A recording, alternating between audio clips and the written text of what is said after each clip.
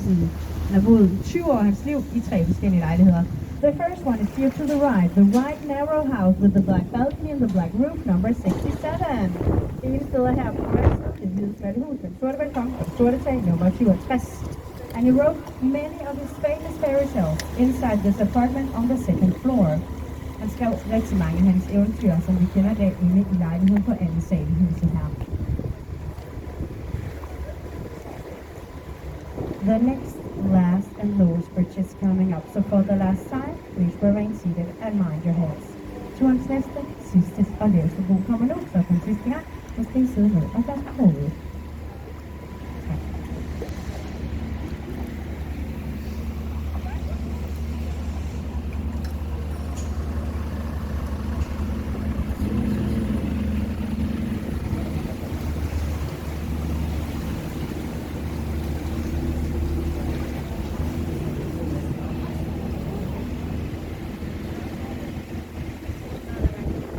The two other places Hans Christian Andersen has lived is here on the left side, the orange and red house, number 18 and 20.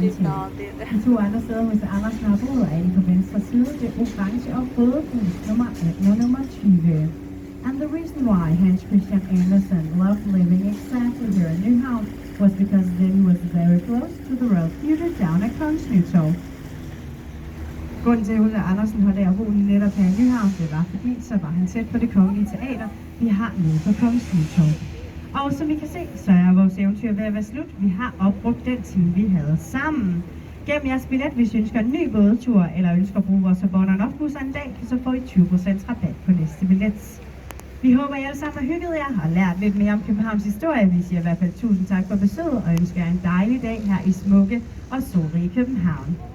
As you can see, whether you like it or not, the tour has come to an end. Keep your ticket if you want another boat trip or want to use our Hop on Earth buses someday. You will get 20% of discount on your next ticket. We hope that you all have enjoyed this tour and learned much more about Copenhagen and the history. We have enjoyed it. And I will tell you, this has been the best tour of all the day, and I'm not saying that on all of my tours. Thank you for the visit. We wish you all a wonderful day here in beautiful and sunny Copenhagen.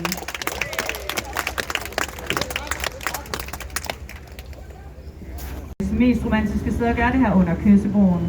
Men lov mig en ting, at de kysser en i forvejen kender. And as you can see, we are almost back in Nyhavn, and many people has been living here through the years. One I think many of you know is the famous fairy tale writer years before.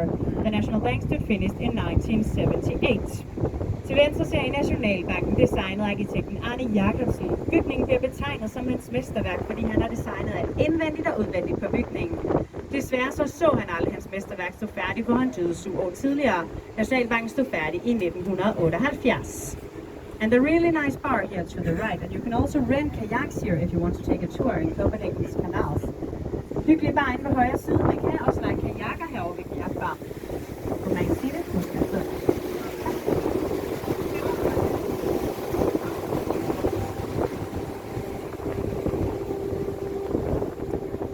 The water here in the Copenhagen harbor is clean. It's one of the cleanest harbors in the world. People from the harbor, the Worldwide Nature Foundation, us from Stroma, are doing a lot of things to have this clean harbor, but you can also help us. The only thing you have to do is to rent a green kayak and kayak here as you can on the bridge. It's for 2 people, and in the middle there is a big bucket. Then you can sail along here in the inner harbor and in the canals and pick up trash. And if you pick up enough, you get the tour for free.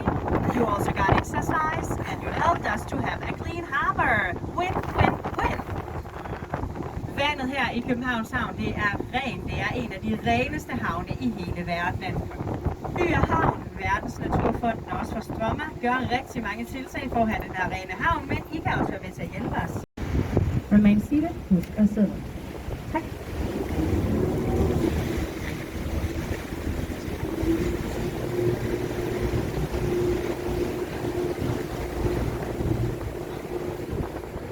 To the left, we have the National Bank. The National Bank sad så på bygningen ikke brændt ned.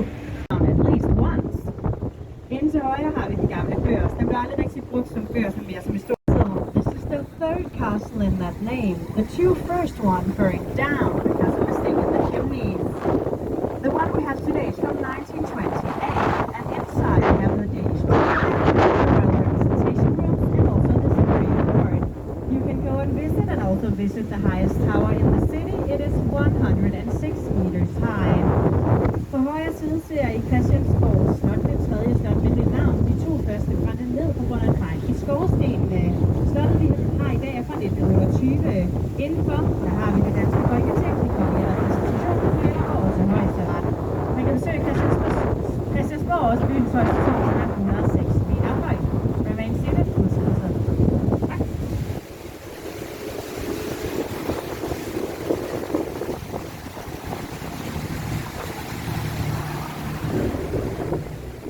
To the right, we have the old stock exchange. It was never really used as a stock exchange, but more like a big market.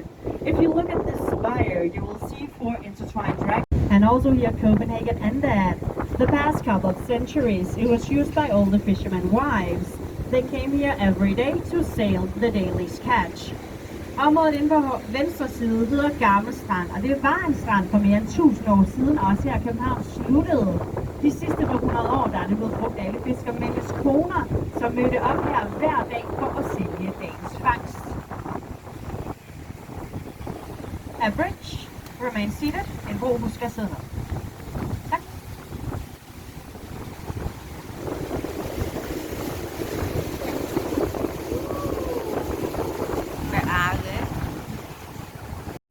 Nu er vi sejlet ned igennem Frederiksholms kanal i den gamle del af København. Og her skal vi sejle under 9 broer på meget kort tid. The first one is coming up. Remain seated. Den første kommer nu. Husk at sidde ned. Tak. Phân giấy đó đó. Phân giấy nhộm được. Ấy trời. Buồn.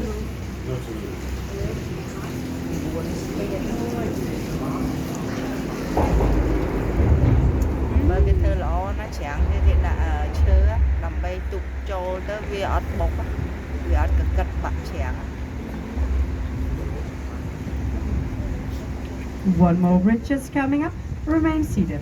Endnu en brokammer. Husk at sidde ned. Tak.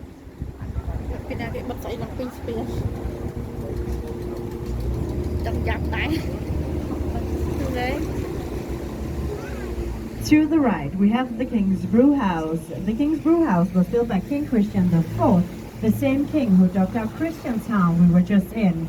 The King's Brew House is from 1618. Til højre ser I Kongens Bryghus, bygget af Christian IV, samme konge, som fik udgravet Christianshavn. Kongens Bryghus er fra 1618. In the 1600s, the water here in Copenhagen was so polluted that you couldn't drink it. Instead, the people had to drink beer, also the children. If you worked for the king or were a soldier at that time, you got 10 liters of beer every day as a part of your salary. Back then, the Danish army lost all the wars they entered. Tilbage i 1600-tallet, der var vandet her i København så forurenet, at man ikke måtte drikke det. I stedet for, så skulle man drikke øl. Det galt også for børnene. Arbejdede man for kongen eller var soldat, så fik man 10 liter øl om dagen som en del af ens løn. Og ifølge historikerne, så tabte den danske her alle krige, de deltog i dengang. Remain seated. Husk at sidde ned. Tak.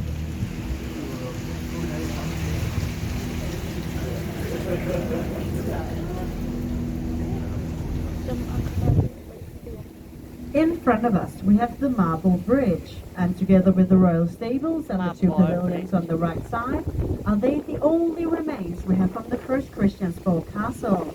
The rest burned down in 1794. Foran os har vi Marmorbroen, og sammen med de kongelige stalle og de to pavilloner, er det det eneste, vi har tilbage fra det første Christiansborg Slot. Resten brændte ned i 1794. Remain seated. Husk at sidde ned. Tak.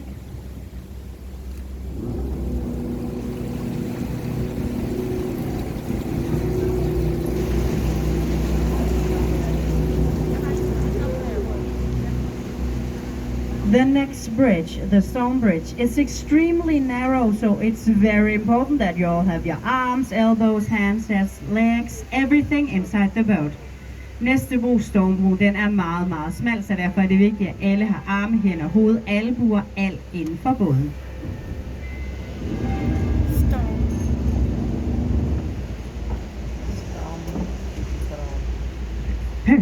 and remain seated. Og husk at sidde. Tak.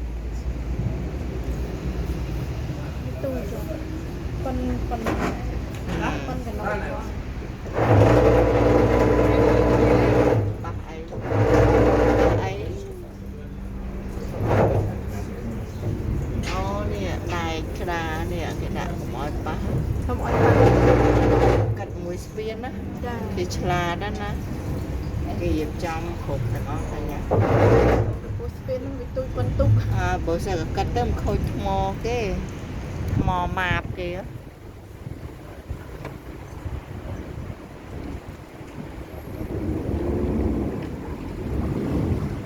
dài dài.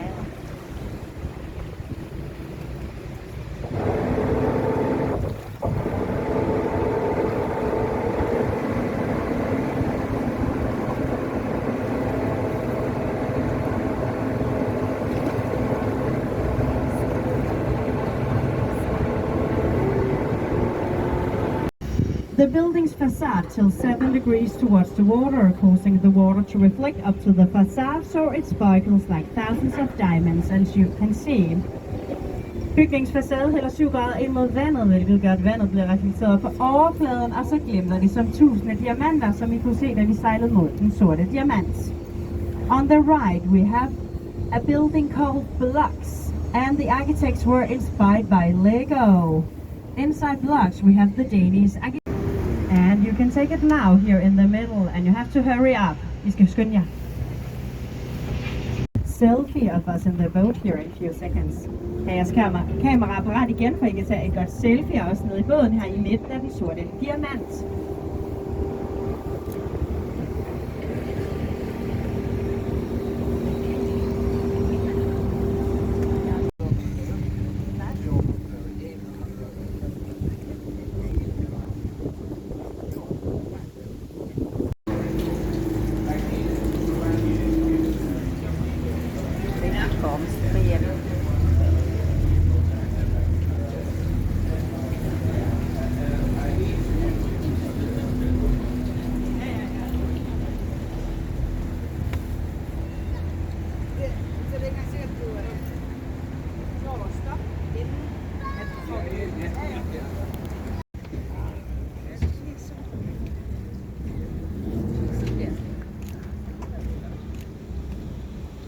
Salvation chơi dạ bùa nổi năm chẳng bùa nổi cao bùa nổi năm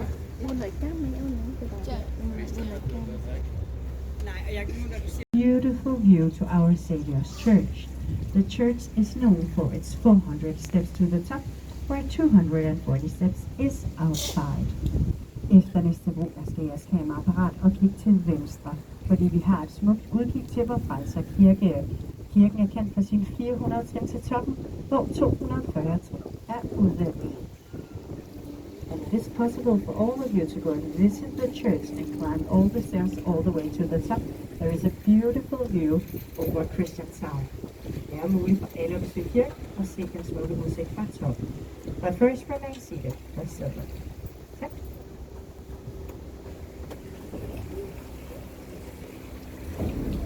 And 3, 2, 1. Look to the left when you're out of the bridge.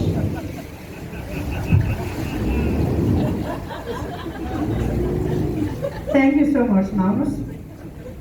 Now look to the left. Kig til venstre. Lige siderne.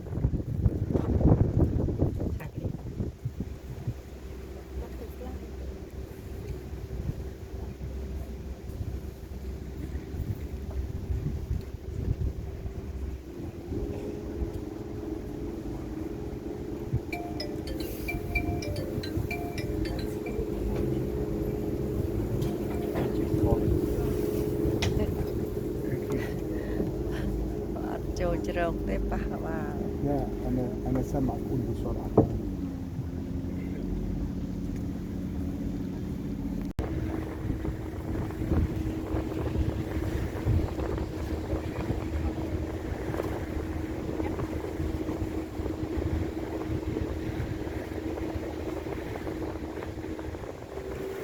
And just behind the Frigate Absalon, we have another big highlight on this tour. We can see the most of it. It's the royal residence at Amalienborg Palace. Fregatten Absalon dækker faktisk en del af det næste højdepunkt på turen, men vi kan se det meste af den kongelige residens Amalienborg Slot. Amalienborg Palace was built in the 1750s and was originally for 4 noble families. But in 1794, the king's castle Christiansborg burned down, so the king needed to find another kongelig afstøbningssamling. Og man kan se nogle af afstøbningerne igennem vinduerne. And on the right, we also have another big grey ship, and this is also a frigate. It's called Frigate Absalon, named after the old Absalon from the 1100s here in Copenhagen. På højre side ser jeg et andet stort blåt skib. Det er fregatten Absalon, opkaldt efter ærkebiskoppen, som regerede her i kongelige pavilloner, stedet hvor vores dronning venter, inden går over kongeskibet Dannebrog hver sommer. Vores dronning venter i pavillonen med den gyldne krone på toppen. And the ugly one is ugly, so she is hidden somewhere in the northern part of the harbor. Var I klar over, at vi har 4 havfruer her i København? Vi har den lille havfru, vi lige har set. Så har vi en meget lille havfru. Så har vi også en stor havfru og en grim en. Og den grimme er grim, så hun er gemt et sted oppe i Nordhavnen. On the right side, we have 2 small pavilions with green roofs. This is the royal pavilions. This is the place our queen is waiting before she goes on board on the royal yacht Dannebrog we now have to the left side of the boat. Our queen is waiting in the pavilion with the golden crown on top, and if she brings up... The Little Mermaid has been sitting on her rock since 1913, and she was a gift from the brewer Carl Jacobsen, son of the founder of the Carlsberg Brewery. Carl Jacobsen went to the Royal Theatre and saw a ballet performance with the Little Mermaid, and he fell in love. Actually that much that he got the sculptor Edvard Eriksson to make this beautiful statue of the Little Mermaid. Edvard Eriksson asked the ballet performer to be his model, but that meant that she had to model naked, so she refused. So only the head is from the ballet performer, and the rest of the body is the sculptor's own wife who became his model. Den lille havfru har siddet her på sin sten siden 1913 og var en gave fra bryggeren Carl Jacobsen, søn af grundlæggerne Carlsberg. The Royal Yacht Dannebrog is to the right. I dag er I meget heldige, for vi har en speciel gæst i havnen netop i dag på denne tur. Det er kongeskibet Dannebrog, vi har på højre side af båden. The Royal Yacht is the oldest royal yacht in the world. It's from 1931. Kongeskibet Dannebrog er verdens ældste kongeskib og er fra 1931. Just behind the royal yacht, we have a beautiful area called Battery 6s. It belongs to the Danish Navy. And up on land, we still have functional cannons, so we are ready if Sweden comes by. The 2 small great cannons up on land are still used twice every day, one at sunrise and one at sunset. And that's to tell all the ships here in the harbor when to hoist or lower the flag. The sun rises very early during the summertime. The Opera House was a gift from the A.P. Møller Mærsk Foundation and opened back in 2005. The opera is designed by the Danish architect Henning Larsen, and it is 14 floors high, which 5 of them are below ground. Inde til højre ser I Operahuset. Operahuset var en gave fra A.P. Møller Mærsk, hvor den åbnede tilbage i 2005. Operaen er designet af arkitekten Henning Larsen og er 14 etager høj, hvor 5 af dem er at finde under jorden. If you look at the roof on the opera, it's big. Actually that big that it can fit 2 football fields. And every summer during July, we have a diving competition from the roof and 30 meters down to the sea. But to compete in that contest, you have to be a professional. Operahusets tag, det er stort, lige så stort som 2 fodboldbaner. Hvert år i løbet af juli måned har vi en udspringskonkurrence op fra toppen af taget og de 30 meter ned i havnen. Men for at deltage, så skal man altså være professionel. Behind the glass windows, we have 3 big chandeliers in the opera. These chandeliers are made by the Danish Icelandic artist Olafur Eliasson. Every chandelier consists of 300 lights, and it's a very beautiful sight during the nighttime here in front of the opera. Bag glasruderne i operaen er der 3 store lysekroner. De er lavet af den danske-islandske kunstner Olafur Eliasson. Hver lysekrone består af 300 lys, og det er et meget smukt syn, når nattetimerne falder på foran operaen. On the right side in the back, there is a big grey building with a big chimney on top. This is Copenhagen, the highest mountain here in Copenhagen. Copenhagen is also a very modern incinerator, and it can burn up to 660,000 tons of garbage every year. It gives heat to houses and apartments in the city.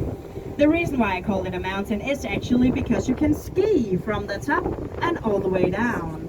And if you didn't bring your skis here to Copenhagen, it's not a problem because you can rent them at Copenhagen. It is open all year round. Inde til højre i baggrunden ser I en stor grå bygning med en stor skorsten på toppen. Det er Amager Bakke, byens højeste bjerg.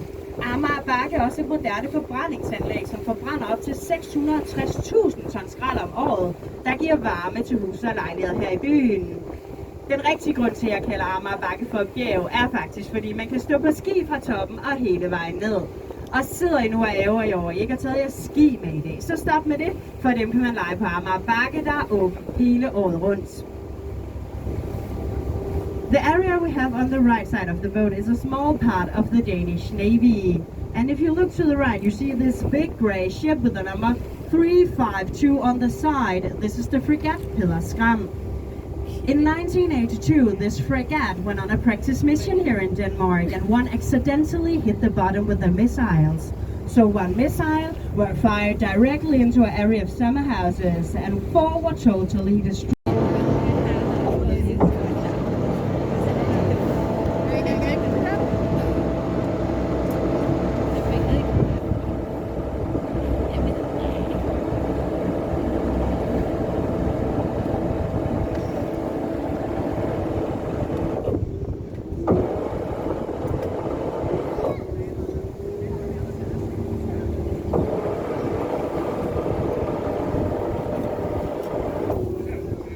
Hello everyone and welcome on board on this fantastic sunny canal tour.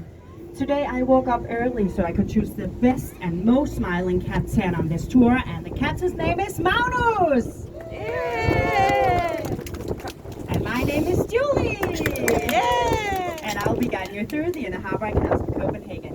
During this tour we are going to pass a lot of bridges, and some of them are quite low, so it's very important that you all remain seated and mind your heads when we pass all of the bridges. You are not allowed to smoke on board, and if you have any trash, please use our trash cans. We wish you all a wonderful tour the next hour. Hej alle sammen og velkommen ombord på denne fantastiske solrige kanaltur.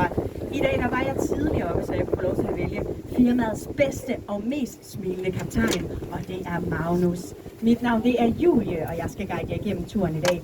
På denne tur kommer vi til at sejle under en del broer, og nogle af dem kan være meget lave, så derfor er det vigtigt, at alle forbliver siddende og passer på hovedet under alle broer. Det er ikke tilladt at ryge ombord, og har I noget skrald, så benyt gerne vores skraldespande. Vi ønsker en fremragende tur den næste times tid.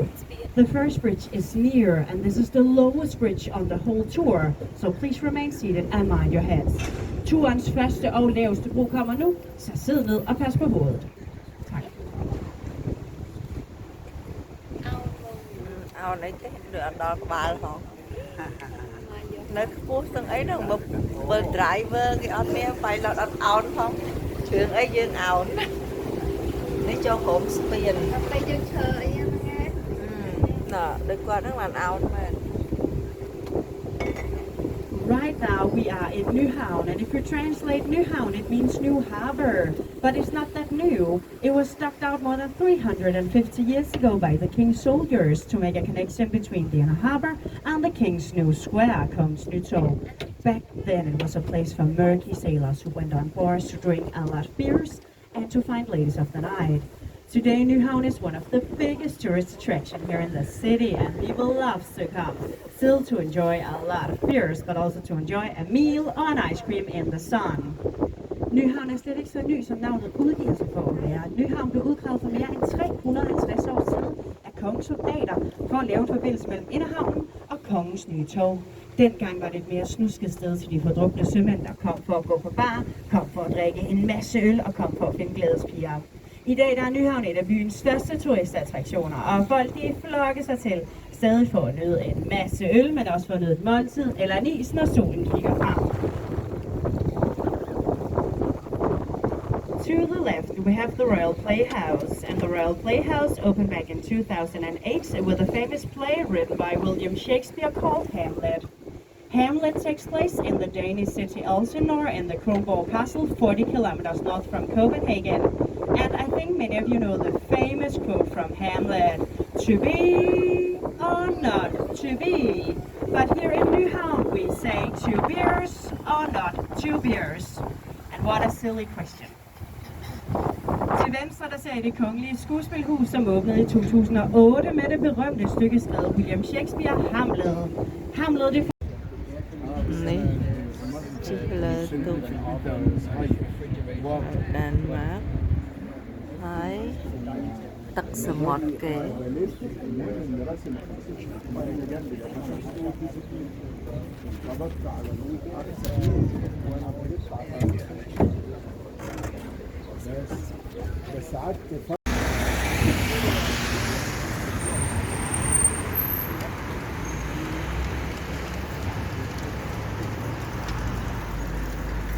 อันนี้ King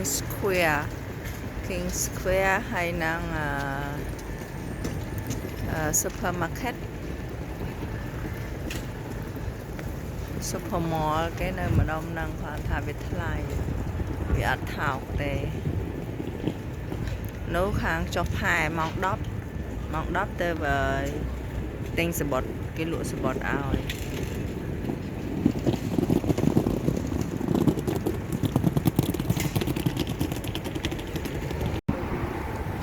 King Square សម្រាប់ស្ដេចគេចេញមកធ្វើពិធីអីផ្សេងនៅដែនម៉ាកហ្នឹងខាងក្រោយនោះជាអូនតែថ្លៃជាងគេបំផុតនៅដែនម៉ាកព្រោះវានៅចំកណ្ដាលក្រុង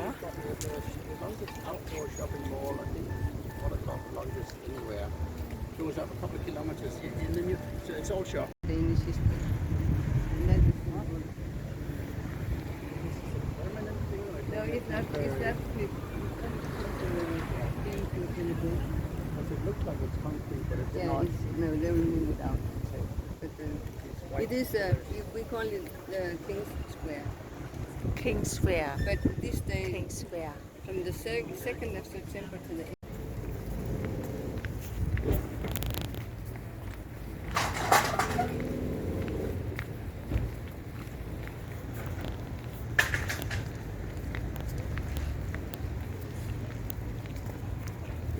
núi tu cái chi lê như nọ tại giờ ban tự chi hề nhưng có đá mơ lệ nhưng ta làm chi nó hả nhưng ta đó là cho hai về lợi tới ba nữa Sport. Cho dây trên sport. ô mà tiền dọc cái nọจะพูดเวียquaอย่างใบตองด้วยสไปชัวคอปีเตียดอกเยอะนะ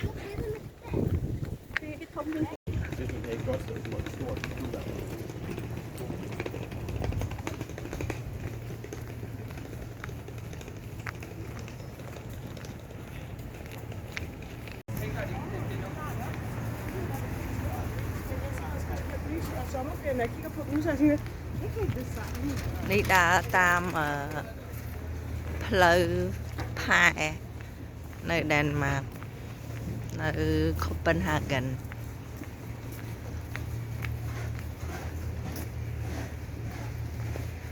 នេះ Andre from Egypt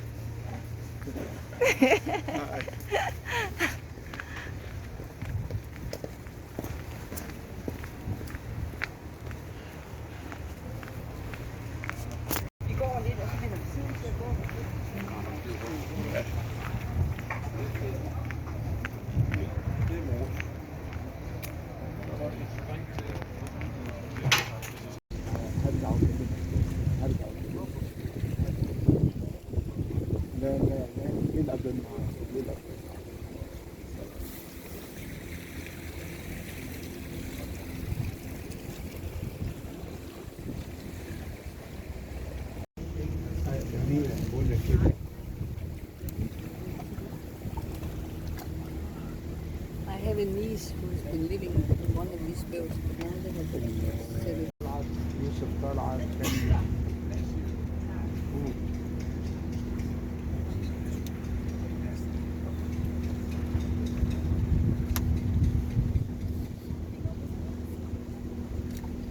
أنا معرفش اسأل صديق باقي لساني دي قضية، إحنا دي قضية مدرسة قديمة ملهاش علاقة بقضية